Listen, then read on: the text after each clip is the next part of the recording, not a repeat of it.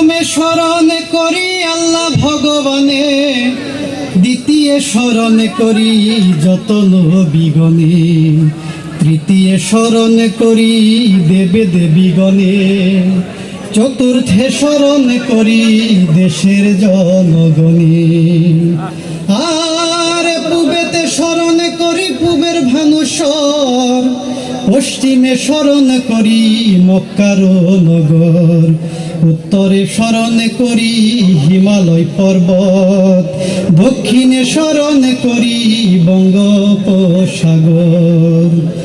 আর শুনেন শুনেন বঙ্গজন করেন মনোনিবেশ, আমি তোমার বঙ্গভূমি সোনার বাংলাদেশ।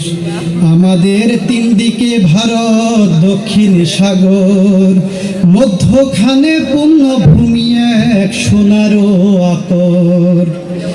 আর চর্যাগীতি মনসাপালা সাক্ষী পদ্মাবতী, পায়ের ধুলো রেখে গেছেন হাজার মহামতি। চণ্ডীদাস লালন সাইজি সাক্ষী শাহজালাল, হাজার সাধক নারী পুরুষ ছিলেন চিরকাল। আর সকলে স্মরণ করে জুড়লাম আমার পুঁথি, আসর মাঝে শুনেন সবে রথি মহারথী। জীবন পুঁথি পড়তে গেলে মনে লাগে ব্যথা, আজ শোনাব সভাসদে কমলার গাথা। আর শোনো শোনো বন্ধুগণ রে, শোনো দিয়া মন, কমলা সুন্দরীর কথা করি যে বর্ণন।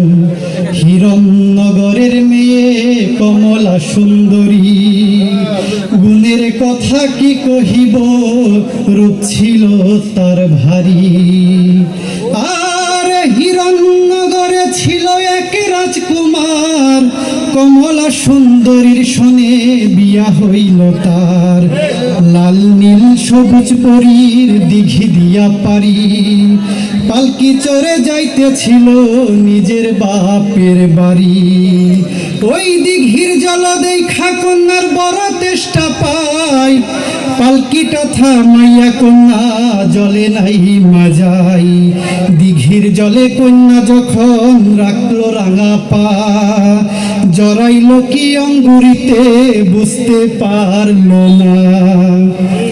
আর চুলের মতন ওই না বাঁধন যখন খুলতে যায়, ছিঁড়তে গেলে যাই না ছেঁড়া হইল একই দায়। কাটতে আইলো কামার কুমার কুড়াল খুন্তা লইয়া, একে একে ফিরে গেল সবাই বিফল হইয়া। এমন কইরা 3 মাস 3 দিন গেল যে কাটিয়া, কমলার ঘুম ভাঙ্গিল কান্দিয়া কান্দিয়া। স্বপনে দেখিল সে আরেক রাজকুমার, জলের তলে বাস করে সে জলে রাজ্য তার। আর কমলারও আশেক হইয়া চুলে দিল টান, কমলাও পাগল হইল বিধির বিধান। মা বাবা স্বামী কন্যার কান্দিয়া ভাসিল, মা বাবা স্বামী কন্যার কান্দিয়া ভাসিল। কমলা ডুবিল জলে ফিরে নাই আসিল, কমলা ডুবিল জলে ফিরে নাই আসিল।